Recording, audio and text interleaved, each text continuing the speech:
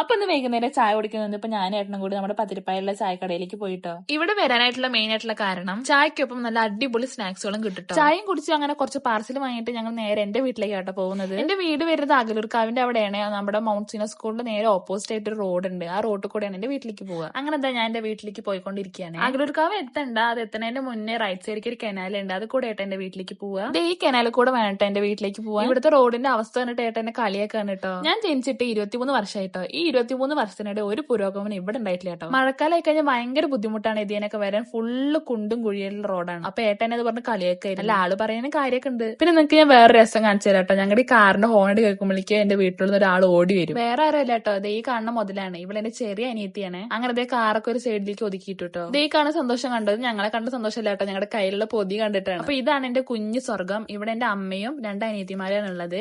അച്ഛൻ ഗൾഫിലാണ്. അപ്പോഴേക്കും ഇത് ചെറുത് പാക്കറ്റ് ഒക്കെ തുറന്ന് എല്ലാവർക്കും ഷെയറിങ് തുടങ്ങിട്ടോ. ഞങ്ങൾ പിന്നെ കഴിച്ചിട്ട് വന്നുകൊണ്ട് വേണ്ട പറഞ്ഞു. പിന്നെ കുട്ടിയുടെ മെയിൻ പരിപാടി എന്ന് പറയുന്നത് ആദ്യം നോക്കി വലുത് അങ്ങോട്ട് ഇടും. പിന്നെ എന്റെ കുട്ടിന്റെ മെയിൻ പരിപാടി എന്ന് പറയുന്നത് ഇവിടെ മാക്സിമം വെറുപ്പിക്കലാണ്. പിന്നെ അതേ പരാതി പറിച്ചിലാട്ട എന്നോട്. അങ്ങനെ ഞങ്ങൾ എല്ലാവരും കൂടെ സംസാരിച്ചിരിക്കട്ടാ. ഇവിടെ വന്നു കഴിഞ്ഞാൽ ഏട്ടന് പിന്നെ എന്റെ മൂത്ത അനിയത്തിയും കൂടിയിട്ടുള്ള കൂട്ടാട്ടോ. രണ്ടാളും കൂടിയിട്ട് ചെറുതിനെ അവള് മോശമൊന്നല്ല കേട്ടോ, അവളും വിട്ടുകൊടുക്കില്ല. ഇപ്പൊ എല്ലാവരും പാടെ ചെറുതിനെ കളിക്കൊണ്ടിരിക്കട്ടെ. രാവിലെ മേക്കപ്പ് ചെയ്യുന്നതിന്റെ കഥ അങ്ങനെ പറഞ്ഞോണ്ടിരിക്കുന്നു. അങ്ങനെ ഇതേ പാവ അതിനെ വെറുതെ വെറുപ്പിച്ചുകൊണ്ടിരിക്കുക രണ്ടാളും കൂടി. പിന്നെ കുട്ടി ഓരോ നേരത്തെ ഓരോ കളിയാണ് കേട്ടോ, ഒന്നിനും അങ്ങോട്ട് ഉറച്ചു നിൽക്കില്ല. ഇതേ കണ്ടോ ഇപ്പൊ ഇതേ ബുക്കും കൊണ്ട കളി.